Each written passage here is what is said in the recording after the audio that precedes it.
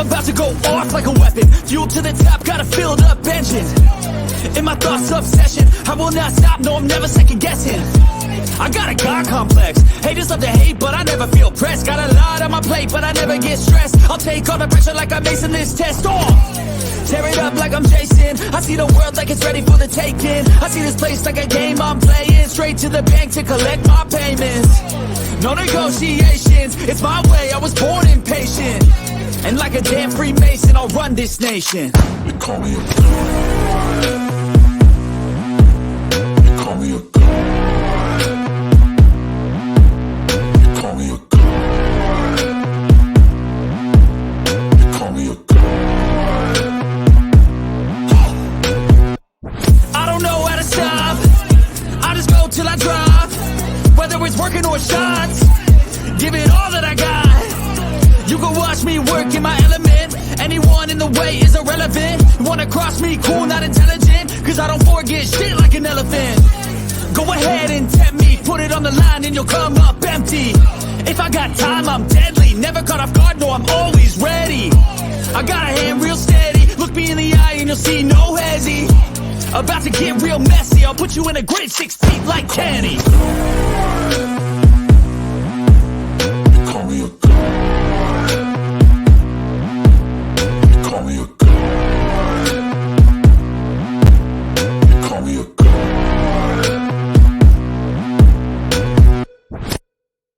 What's good, everybody? It's your boy, Reckless Ray Dinero, and we are here and back at it again for another episode of Future Financial Strategies. Going to be a special episode today. Actually going to do a couple of reactions because I really don't have much in the way of updates. I mean, this is going to be a landmark month. It's always interesting to see how people utilize those 3 paycheck months. Me personally, we're running up the bag. We're keeping the budget. So, like, for those of you who have benefits, normally the last check of the month is heftier than the other checks of the month because on a 3 paycheck month, because most of your benefits are taken out 2 times a month. So the 3rd paycheck becomes like kind of an extra. And for me, I keep running my budget. So we're taking it all. We're running those bags up. We're going to have the additional hit of the house savings because I do my math based on 2 paychecks a month. So those 3 paycheck months, it's a little kicker. It's going to be pretty nice. I'm super excited about it. That's coming up next week. The end of month financials are going to be interesting because they are literally right after that paycheck. So we're going to have to get that money moved around quick to get our numbers right. But I'm excited for it. We've been running the bag up, just following the process at this point. We're kind of on autopilot in regards to that because I am forcing myself to stick to the savings piece of that budget, which is forcing me to, buy less stuff, basically. Looking a little bit out more, still doing some fun stuff, but I'm focused on the long-term goals. So buying less stuff is always a bonus for that. You just get to move things along faster. So that's what we're doing. But, up until the end of the month, really, I don't have much going on like around this time of the month. Like normally we just got through the last paycheck. I'm getting ready to do end of month financials by the time this episode rolls around. And this month we have an additional week. So yeah, not much to it. So what I do have is I've got some really interesting clips that we're going to react to. One of which is based on one of our future financial strategies, which is my area of expertise personally. It's kind of the one thing that I have going for me that the other financial gurus don't is I'm a crypto guy. So it's crypto related. It's one I was going to share it on the crypto portfolio updates, but I just talk about crypto over there. And this is some valuable information that might be useful to people who are not in the crypto space. And we're going to break that down. And I'm going to do a little translating, adding in my little 2 cents on the video. But before we do that one, we are going to do this one. And what we've got here is this is a tale of 2 housing markets. And they're talking about how the recession is affecting housing. The easy money is getting ready to dry up. I'm going to repeat that. The cheap money is getting ready to dry up. And as I've stated multiple times, there are markets that are affected. There are classes that are affected by what's playing out. And there are classes that are benefiting by what's playing out. And the reason I wanted to play this video is because one of these videos directly affects my career path and my business. So I figured I'd add some ad lib in on this video because it's very informative. It's short. The other one's longer, and it's going to be the bulk of this episode. But this is interesting in the sense that people don't understand that like the world's still moving forward for some of us. Like it's getting harder. Money's drying up for you. There's been a bunch of videos, you know, the middle class is being gutted. Certain aspects of it absolutely are. Other aspects of it are thriving, but I don't think that those aspects are going to be middle class for much longer. They're going to move on to the other side because as things get more expensive, only the wealthy are going to be able to afford those luxuries, those amenities, those things. But one of the things they're also not doing is slowing down and building houses and being rich. So we're gonna jump into that. The whole primary course of this specific video series on my channel is to kind of prep people and start planting some seeds in the minds of those of you who have the wherewithal to get out here and fight, to keep your freedom, to remain free, to be in a position where you can navigate during these trying times, because the doors are rapidly closing and people who don't get it are just going to be left behind. And it's unfortunate, but like I said, I'm not here for the masses. I'm here for my people, and those who I consider my people, who are my tribe, are going to get the message. And those who don't will probably see these videos later after it's too late, and we'll be moving on to the next thing. We'll be having a different conversation over here, and they'll be complaining about like, why didn't I help them? And it'll be like, well, I put the content out here. Like, you chose not to acknowledge it, not to see it. You chose to say that Bitcoin and cryptocurrency was all a scam, and you watched the opportunity pass you by, and now you're trapped in a peasant class and complaining about it. But you know, we're going to keep it pushing. Like, I'm making stuff for the wolf pack over here. We're trying to win. We're trying to help as many people win as possible, not because I care, because I want good competition. I want people to compete with me because it is fun. When you guys win and you tell me about your wins, that motivates me to go out and win harder. And it should be vice versa. Then people who get upset and all butthurt and boo face and stank face because somebody else is winning versus stepping their game up and going and getting their own win because they're motivated, those people aren't our people. We're winners over here, working our way to the top 20%. You know, like we have to keep that going. So let's jump into the video, see what we got's going on here. Just can we call this a rebounding market when sales are stagnating? Lisa, yeah, it's a good question. And we've been describing the U.S. housing market as a tale of two markets. On one hand, you have the resale market where volumes are down more than 30% still from their peak due to greater affordability challenges and a lack of inventory. On the other hand, you've got the new home market, which has been the beneficiary of that, as that lack of. Now, the resale market is generally the people who are your average, your middle class that's being gutted. Your first-time home buyers would fall into that market, and that supply is drying up. People have good mortgage rates.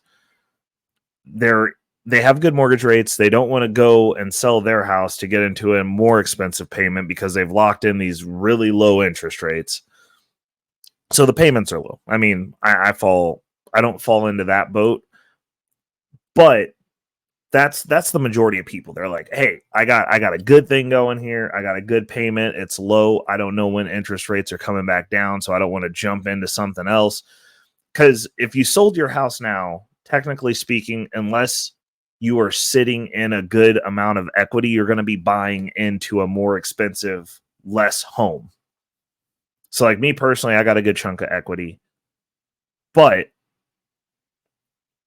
I don't look at property like that. Now, the way that I look at property is you never sell a home. So like I'm working actively towards saving up a full down payment for another property, and then I will get this one under a rental contract and keep it forever. That's the goal.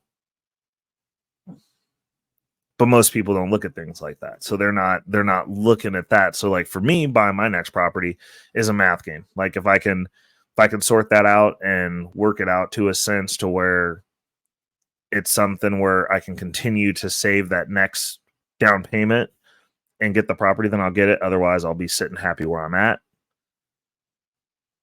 It just depends on how it works out. But people aren't selling their homes because they actually are looking at their home as their home. Like they look at it as a home. This is mine. I got to live here. I got to look good. I got to impress the Joneses. And they just can't afford to sell their primary residence that they're actively shelling out all that they possibly can because they got talked into buying more house than they needed, more house than they could afford because the interest rate was low. And now they're locked into this thing. But now if they sell the house, they got to buy something that's going to be even more expensive because most people aren't willing to check their egos and downgrade to a house that's manageable for them. They got to look good for everybody else. Me personally, I don't look at property like that. This is just numbers. If I can get another house and zero out the mortgage, I will get another house and zero out the mortgage. And I'll do that indefinitely. As many as I can get. But there's very few people that are looking at property like I do. Like families that look at property like I do. Though, I mean, I'm getting mentored by a family that is well into the multimillionaire, well over decamillionaire status, which I know is a big goal for the gurus out here that want to be decamillionaires. They're well over that, and they don't sell property. Whatever they buy, they keep their hands on until they can't anymore. And like as a family, they're doing $500,000 and up commercial deals. But they're navigating as a family. The individual parts of the family, they buy a house, they keep that house, they figure out a way to keep that property until like they've literally depreciated everything that they could out of it. Then they sell it, but they sell it to do something in the realm of $500,000 and up in a commercial capacity because that's the level that they're at. I mean, just starting out, I'm a brokey, so I've got my one house. And we're gonna leverage that, and we're gonna utilize it, but we're gonna keep it to get the next house. So the way that I look at it's a little bit different, but people aren't selling their houses, and most of your resale market are people who are middle class. The class is getting gutted out, and they're locked into where they're at. They're barely able to pay where they're at. With these interest rates the way they are, it's not advantageous for them to sell. It's better the demon that you have. People get scared into freezing and then they don't act. And that's basically what we see playing out here, in my opinion. Let's keep it rocking. See what else you got to say. The new home market, which has been the beneficiary of that, as that lack of inventory we spoke of is actually funneling demand in towards the builders. And builders are also able to leverage their financing arms. So they've been buying down rates. So when you see someone in the resale market paying, 7.5, someone coming into the new home market is looking at 5 to 5.5. Now, see there, what he just called out was the interest rates. So in the resale market, you're paying 7.5%. That is a lot. In the new homes market, if you build a home and you're getting a new home, you're paying like 5.25. That's a big discrepancy in payments. Plus the home values have gone up. The other thing that I was going to add into this is the luxury high-end homes. Those things are still going up like hotcakes. Like million plus homes still going up like hotcakes. These people are still building. They're still rich. They're not buying new homes now. What you'll see people that are coming into new money buying the resale homes because these homes are getting, well, actually the homes are getting built, and the ones that I'm seeing getting sold, they're getting built, getting finished, and then people are pivoting because they already have a really nice house. And they're like, you know what? Like, I'd rather just go ahead and sell this off to somebody else for $6 million. And they're doing it. But in the upper echelon of these markets, like my business has not slowed down. Like we have not been the main impedance for us has been parts. We're waiting on parts to close out jobs. It's not the jobs are coming in. We got more jobs than what we need. Like, to be honest, like we got more jobs than what we know what to do with. We're busy. We're still working. We're getting bonused out. In that echelon, the upper echelon where the money is flowing to, where the money from this lack of inventory is flowing to, they're not building track homes. Like when I drive around my city, I'm not seeing neighborhoods of track homes that are $200,000 going up. I'm seeing $500,000 and up homes going up. And in the Midwest, that's a lot of money. We're doing like $1 million and up homes are the only ones that I'm really in. And those houses are going up. I'm not seeing neighborhoods with houses that are affordable to middle class people unless they're middle class stretching to the maximum of what they can do to barely get into a house to be house poor. Those are the homes that I'm seeing going up. I know some of the places I saw a thing about they're doing some tiny homes in Texas because nobody can afford a new home. And they're building tiny home neighborhoods that are next to the area where there's meth labs. Okay, so they're doing that in Texas. I'm not seeing that here. I'm not seeing it. We're not getting no tiny homes, no tiny home communities. They want you to go to Texas. Go be in Texas. Don't come to KC with that.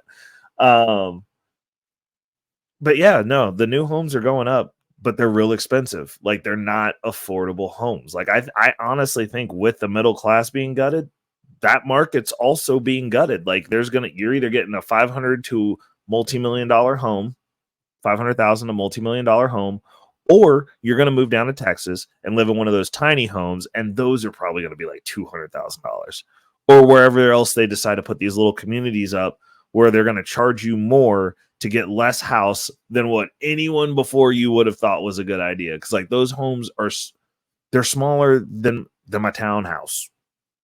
That's crazy. Because like this place feels cramped. And they're trying to sell you these tiny homes for like over $100,000. That's insane. That's insane in Texas. Congratulations. And it's hot. Like, nope. And you can't park your car, your SUV. You can't fit a Panamera in the garage. It's too long. No, I'm out. I'm out with it.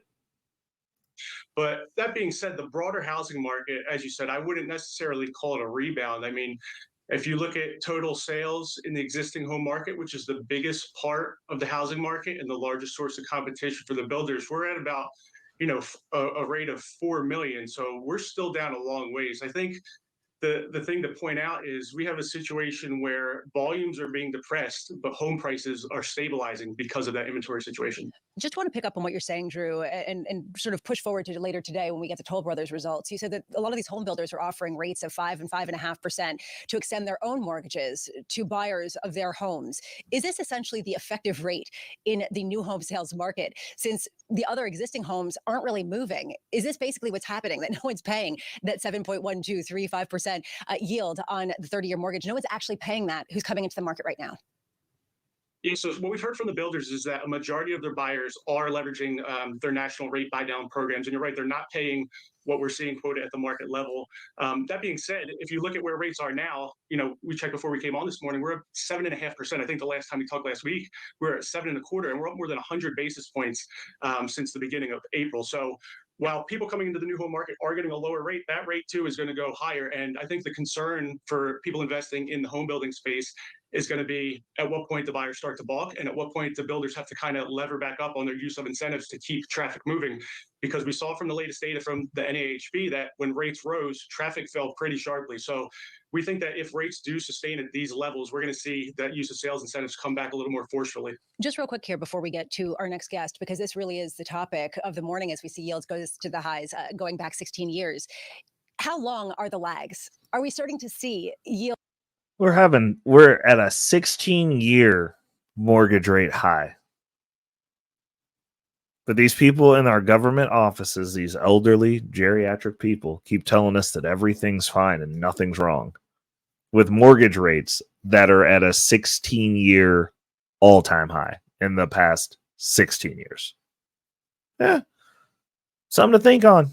Food's expensive. Mortgage rates are at a 16-year all-time high. I mean, that reeks of recession / depression to me. I mean, by the time they tell, how bad is it going to be by the time they go ahead and acknowledge that we're in a recession? Will there be a middle class left? Will you be in a line waiting for bread rations as they tell you that we're in a recession?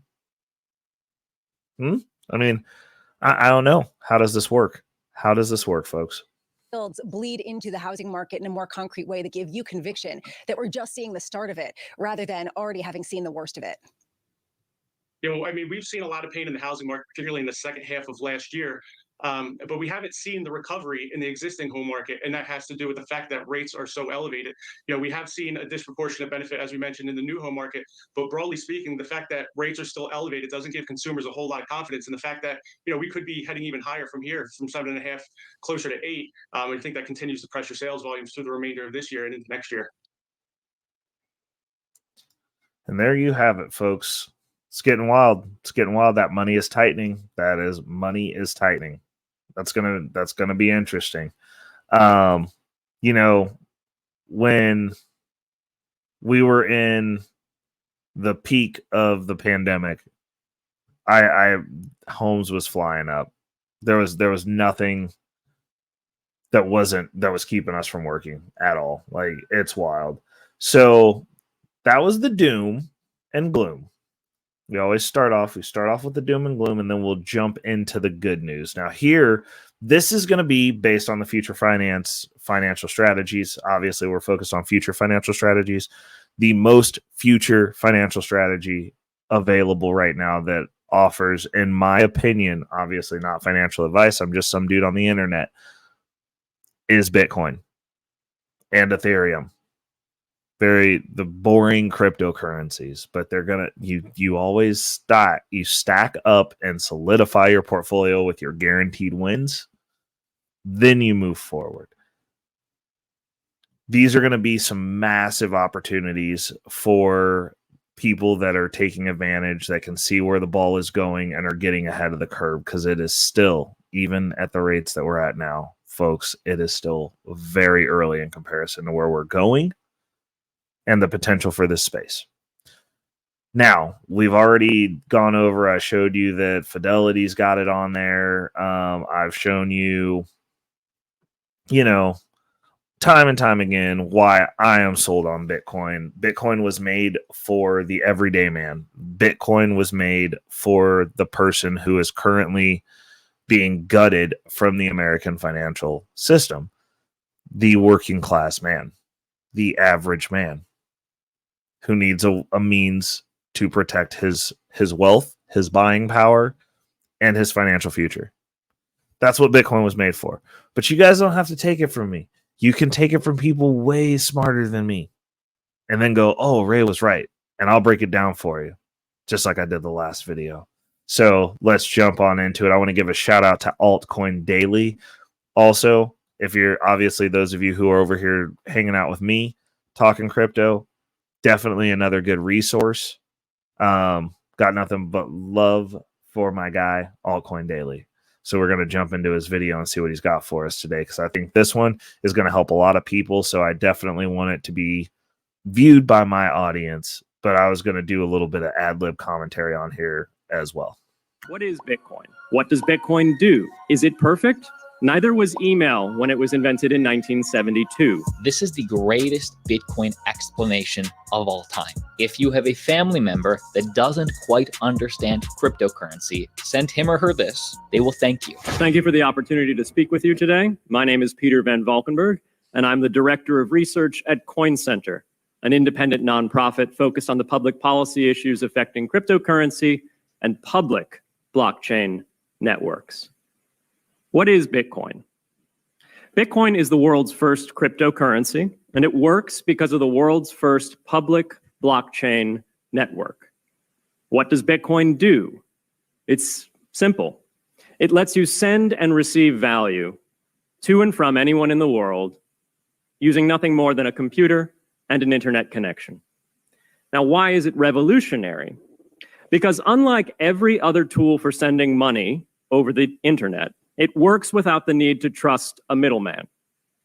The lack of any corporation in between means that Bitcoin is the world's first public digital payments infrastructure. And by public, I simply mean available to all and not owned by any single entity. Now, we have public infrastructure for information, for websites, for email. It's called the internet. But the only public payments infrastructure that we have is cash, as in paper money. And it only works in face-to-face transactions. Before Bitcoin, if you wanted to pay someone remotely over the phone or the internet, then you could not use public infrastructure. You would rely on a private bank to open their books and add a ledger entry that debits you and credits the person you're paying. And if you both don't use the same bank, well, then there'll be multiple banks and multiple ledger entries in between. With Bitcoin, the ledger is the public blockchain, and anyone can add an entry to that ledger, transferring their Bitcoins to someone else. And anyone, regardless of their nationality, race, religion, gender, sex, or creditworthiness, can for absolutely no cost create a Bitcoin address in order to receive payments digitally. Bitcoin is the world's first globally accessible public money. Is it perfect? No. Neither was email when it was invented in 1972. Bitcoin's not the best money on every margin. It's not yet accepted everywhere. It's not used often to quote prices, and it's not always a stable store of value. But it is working, and the mere fact that it works without trusted intermediaries is amazing. It's a computer science breakthrough, and it will be as significant for freedom, prosperity, and human flourishing as the birth of the internet. And Bitcoin is just the beginning. If we can replace private payments infrastructure, then we can replace other private choke points to human interaction as well. Now, why should we want to build more public infrastructure? Why should we embrace blockchains over corporate intermediaries? Why should we tolerate their inefficiencies and work to make them better? Why should we want the pioneers of this technology here in the United States and not fleeing overseas? A simple reason: because the corporate intermediaries providing today's critical but privately owned infrastructure are becoming fewer, larger, and more powerful, and their failures are increasingly grave. I just want to chime in on that piece of it because the rest of it was pretty succinct. If it's pretty plainly laid out because he's speaking to elderly geriatric people who are in charge of our decisions. But one of the things that he pointed out there is that anything that we do transactionally is going through fewer, larger centralized entities.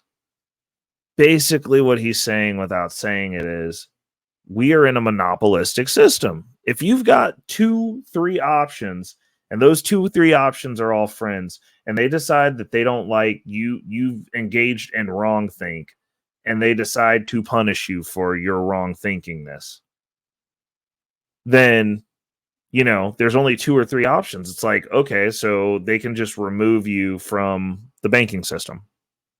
We only have so many banks at this point. They're actively attacking the small and medium-sized banks. Like, those banks are collapsing. So that's not a safe place to have your money.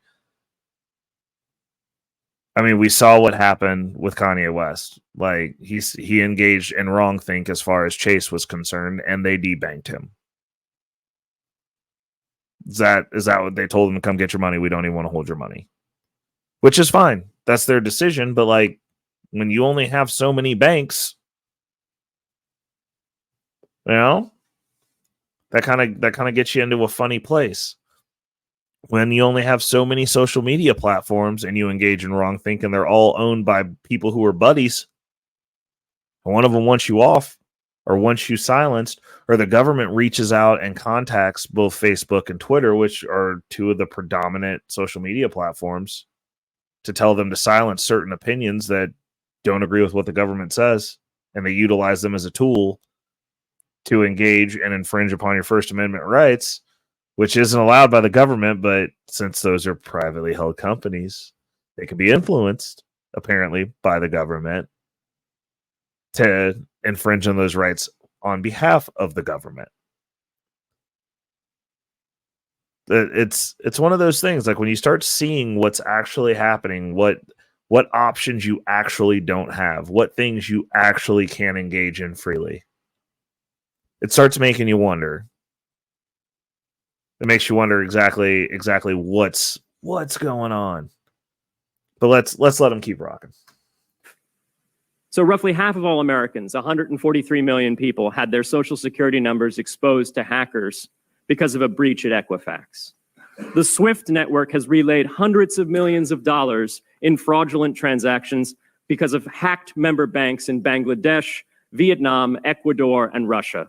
The FBI suspects now that the largest of these hacks was perpetrated by North Korea.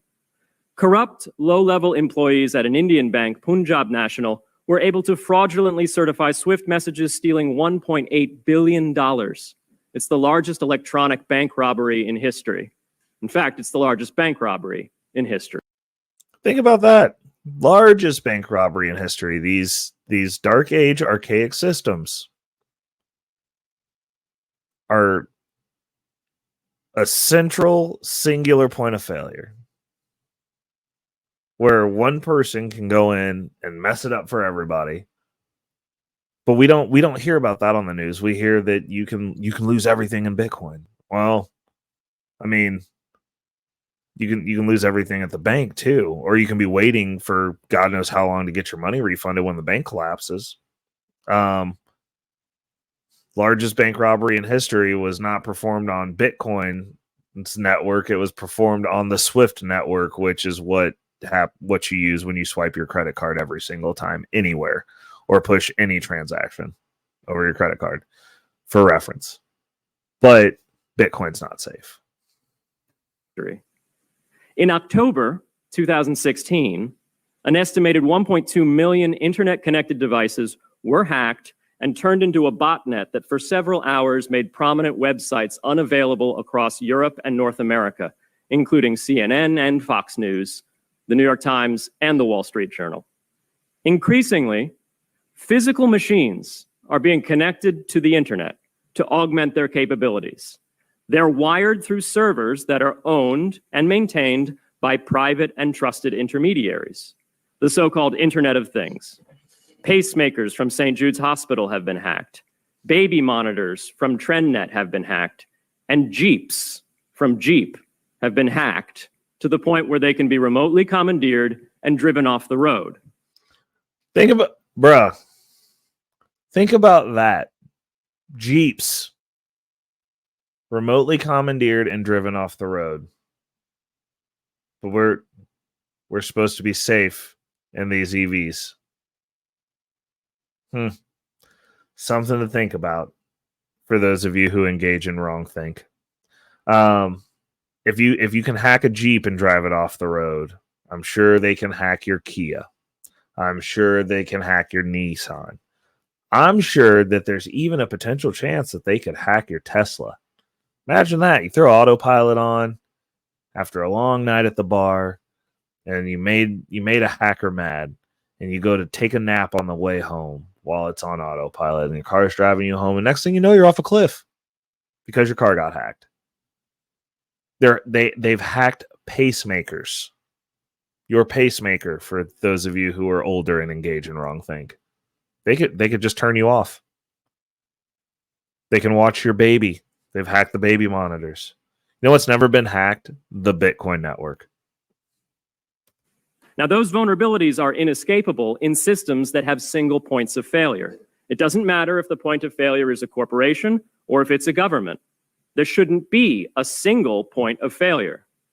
Similar choke points existed before the internet. If you wanted to deliver a message, you'd have to go through one of 3 television broadcasters or a handful of newspapers. Private corporations are essential, but no critical infrastructure should rely on 1 or 2. The internet removed single points of failure in communications infrastructure and ushered in a wave of competition among new media corporations building on top of its public rails. Blockchains can similarly disintermediate critical payments and IoT infrastructure. The technology is not yet ready to answer all of those questions today, but it is our best hope. And as with the internet in the 1990s, we need a light touch, pro-innovation policy to ensure that these innovations flourish in America for the benefit and security of all Americans. And one more clip just to expand on that. Here is Brian Brooks, the former United States acting comptroller of the currency, explain the difference between Web 1, Web 2, and what cryptocurrency is Web 3. This is going to be a good one for those of you who are not understanding what Ethereum is, or kind of what the altcoin space, the NFT space is kind of targeting. This is going to be a really good. So I'm hoping you guys have been taking notes. So you're soaking up the value from this, because these are both very powerful videos. So the characteristic of Web 1, if people remember their original AOL account, was an ability to look in a curated walled garden at a set of content that was not interactive, but was presented to you on AOL the way that Time Magazine used to show you the articles they wanted you to see inside of their magazine. And what's interesting, I'm going to chime in a little bit more on this because I was alive for the beginning of this. That was basically the model, but it wasn't just AOL. AOL is the point of reference. There were so many free. There was like Net 10. There was Netscape. Also had one where you could dial into that one. There was about like at the beginning of the internet, there was like 4 or 5 portals that you could go into, but they were all similar to AOL. Like they gave you curated content and a chat room and a message board, and that was it. But like the content was given to you. There was really not much to search. There weren't that many websites, but there was, you get on there, you could chat with people, you could talk about news, you could instant message people, but that was it. And there were like message boards, and that was really it. Like everywhere that you went, that you dialed into with your 56K modem that made all sorts of stupid noises when it was connecting to let you know that you were touching the internet. It was always curated. You dialed into basically a website. It'd be like if you just went to Yahoo Finance, or you went to Yahoo's website and all that was on there was like a message board and chat rooms and then Yahoo News, or you called into Google and all that was there was a message board and chat rooms, and you could direct instant message. And then there was just Google without the search. Like it just gave you the news. It was wild. It was way different times, but it wasn't just AOL. And like the way, like when I listened to this again this is the second time I'm listening to it, because I listened to it earlier when I was like, oh yeah, I'm going to do a reaction to this. They made this sound like it was just AOL. And like, that was the only, like there was multiple companies that were doing that. And like, they would give you these discs that you had to install on your computer that gave you like a week free access. Now here's the deal, which is interesting because it's not something that you deal with now. You would just make it was a pretty interesting concept. So like what you would do is you would make a screen name and you would have access to AOL for a week, and you could be on there as much as you wanted. But at the end of the week, they'd want you to pay for the service, right? And nobody wanted to pay for the service. So like you would just keep getting these free discs and making more and more emails with AOL. Oh yeah, that was the other thing. You had an email too, to get like another 7 days. And you would just do that. And then you would use like Net 10, and then you would use like one of the other ones. And like, that was how you kept internet access. Like because you had to pay for the phone. So like if you use the internet a lot, like you had like a 56K modem, like I remember I got my grandmother to get one, and I ran that phone bill to high heavens. I'm 100% sure that woman hated me for a long time, because like I would go through those discs, but like you could also, like in the back of the newspaper, which this was also crazy, you could call in to like Dungeons and Dragons or like Dungeon Crawler text-based MMO boards, where you would like dial in with the 56K modem. And if too many people dialed in, it didn't work. And you had to like wait until there was an opening and you had to just keep calling it. And you could go on there and like, that was how you played games. And it was all text based. Like there was no graphics. Like it was like all text. You had to like read through it. And then you would pick like A or B or C to give it an action prompt. And then it would go to the next page and like you're going through dungeons and fighting stuff. Like it was crazy, like building up your character. It was actually very enjoyable for the time. But like having seen all of this move forward to today, I am completely astonished at how many people that are in the Gen Z / early millennial era that are like don't understand Bitcoin and don't understand where things are going, because like we literally lived through the beginning of the internet. We lived through Web 1. And like we know what happened to the people who invested in Web 1. We know what happened to the people who invested in Web 2. A lot of the greatest wealth transfers came from the iteration of Web 1 and Web 2. And now that we're getting Web 3, we're living through another one of these pivotal times. And people who have seen the development of Web 1, who lived through the 90s, saw AOL, saw 56K dial-up, saw all these things invented, saw all these people get stupid rich. And now that Web 3, you're looking the same thing in the face. And y'all are sitting here being skeptical. Like, it's weird to me because I'm like, you've seen this opportunity pass by your parents and grandparents. You've seen them. Like, I mean, it's crazy to me that my grandmother didn't invest in AOL just based off the fact that I was running her phone bill up to be on AOL for free. I was constantly hogging that line. Constantly on it. But didn't invest. Passed by. Nobody jumped on it. My mom didn't invest. Passed by. I'm on the computer all the time. As soon as there's a computer, I'm on there playing text-based games. They invested in nothing. Nothing. And now we're sitting at Web 3, and the generation of people who literally lived giving those prompts like, hey, I'm using this. Hey, I'm doing this. Hey, I'm using this. Will get information that countries are adopting Bitcoin and be like, Bitcoin's a scam.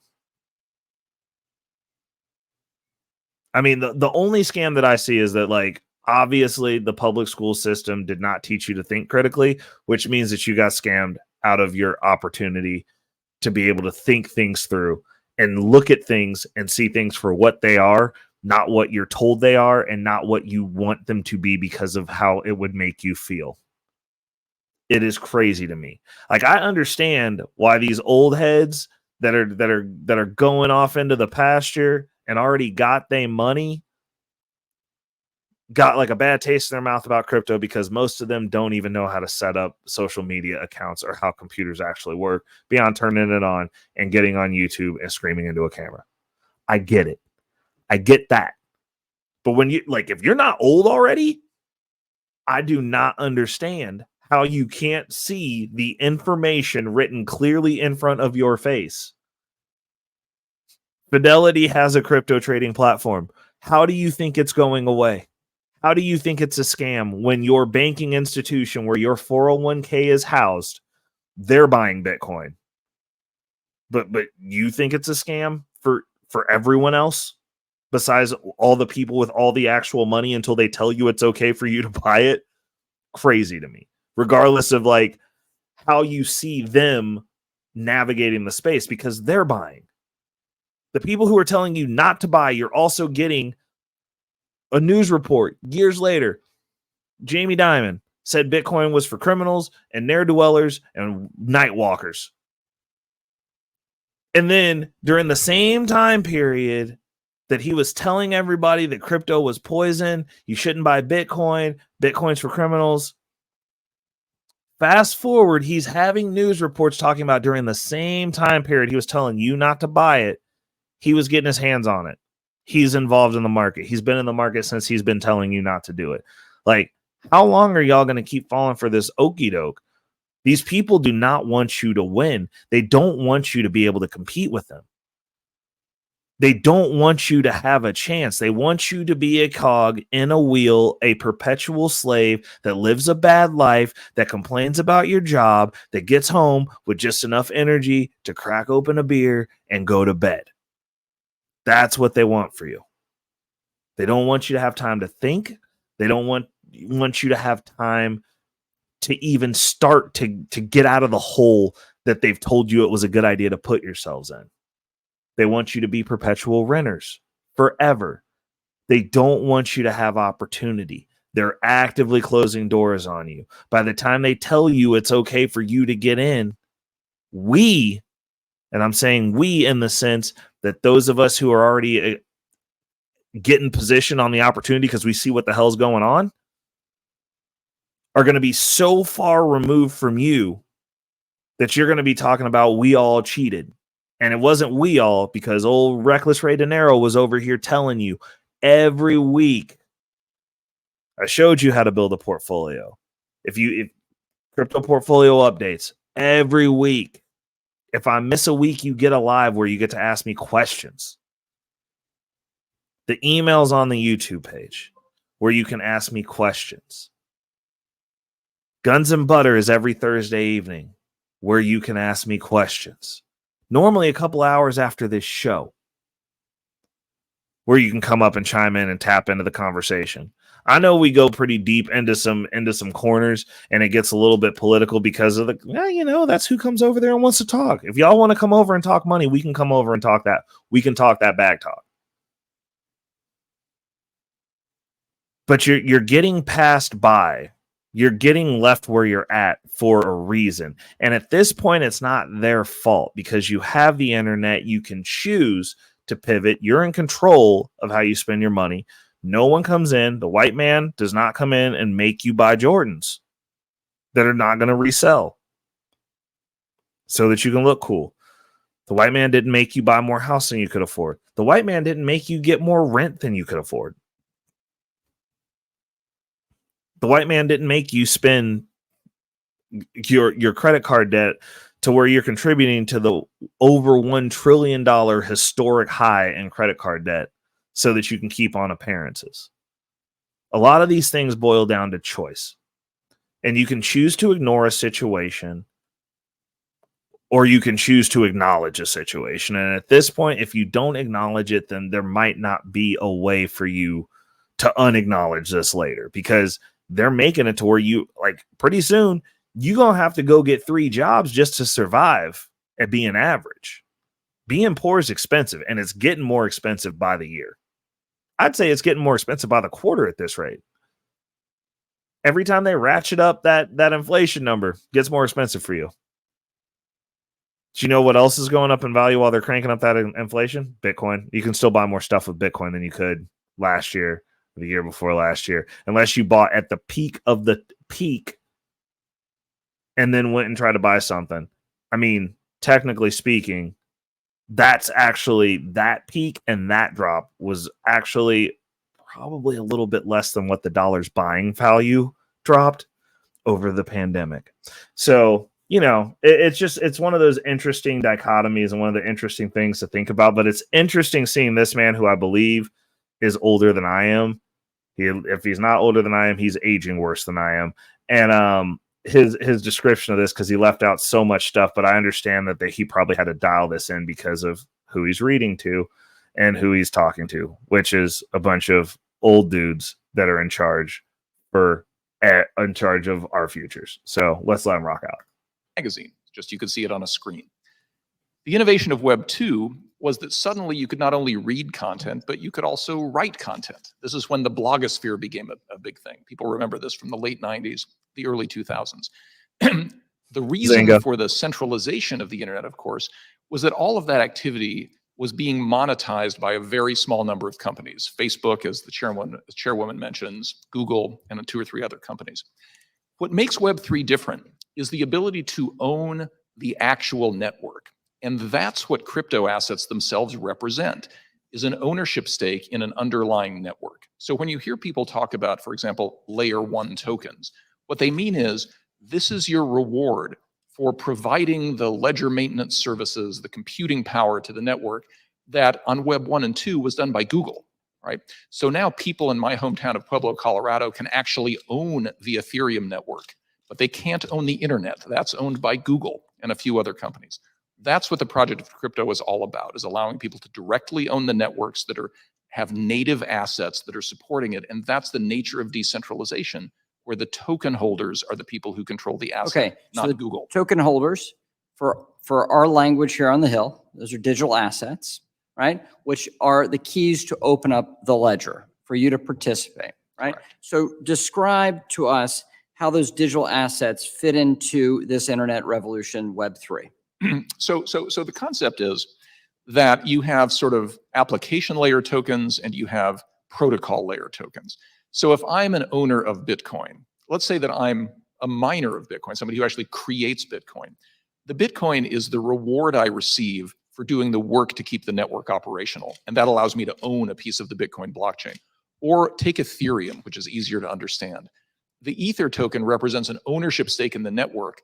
But on top of that network are all kinds of apps that get built on the network, much like the apps on your phone depend on the underlying network existing that lets the phone operate. And so people will make judgments about which network is likely to win, and they will invest in the tokens in that network much the same way you might invest in Google stock because you think Google is going to scale access to the original internet. The difference being here, you can vote on what happens in the future of a proof of stake network, for example. You can get rewarded through a proof of work token for maintaining a ledger on something like Bitcoin. But the real message here is that what happens on the decentralized internet is decided by the investors, versus what happens on the main internet is decided by Twitter, Facebook, Google, and a small number of other companies. If you're interested in learning more. Booyah. And there you have it. And I there's so much value in that video. It's such, those are both very powerful clips and very, very, very good explanations of what's going on, of the reason that this is important, of the reason that at least a part of your portfolio should be invested in this. And it's also a reason that I tell people all the time over on the Crypto Portfolios Update show that I don't sell my Bitcoin or Ethereum, like, ever. I really don't. Like, I'll leverage it. I'll take out a loan against it, but I'm keeping my underlying asset. This is the 90s all over again. A lot of you are watching AOL pass by. A lot of you are missing out on Amazon at $1. And I understand that Bitcoin's not at $1, but in comparison to where it's most likely going, you're missing out on Amazon at $30. I mean, you're missing out on Amazon at okay, let's say Amazon at $50 before the split. Like, this is borderline nonsensical. At this point, it's an inevitability. The space isn't going away. So do with that what you will. Give me a shout down in the comments. Was this a clear explanation? Do you get it now? Is it starting to sink in? Let's keep the conversation going. Tap in with me. You can definitely tab the email on my page and shoot me questions, and I will answer them during the show. Guns and Butter will be on later this evening, probably a few hours after this premieres. Hopefully I have a chance to tap into the chat to say what's up, holler at some people. But yeah, this is a big deal, people. And I don't want anyone to miss out on the ride, because it's going to be a good one for a lot of people. It's going to be life-changing for a lot of people. It's already been life-changing for me, but I mean, it's going to be noticeably life-changing, because like right now, this got me seated in a comfortable position, and it's opened up some opportunities. It definitely cleared up some past mistakes, and it set me up in the position to be where I'm at now, and I can't be appreciative enough for that. But this next bull run, like I've been saying, I know what to do with the money this time, and we got some goals. So as we're marching towards that, I hope all of you are having a good week. Happy Thursday. Remember, in a few hours, we're going to have Guns and Butter live. If you guys want to tap in live, we're going to have a conversation and continue some conversations. So tap in with us. It's your boy, Reckless Ray Dinero, and we are out. Oh, before we leave, make sure to like, share, and subscribe.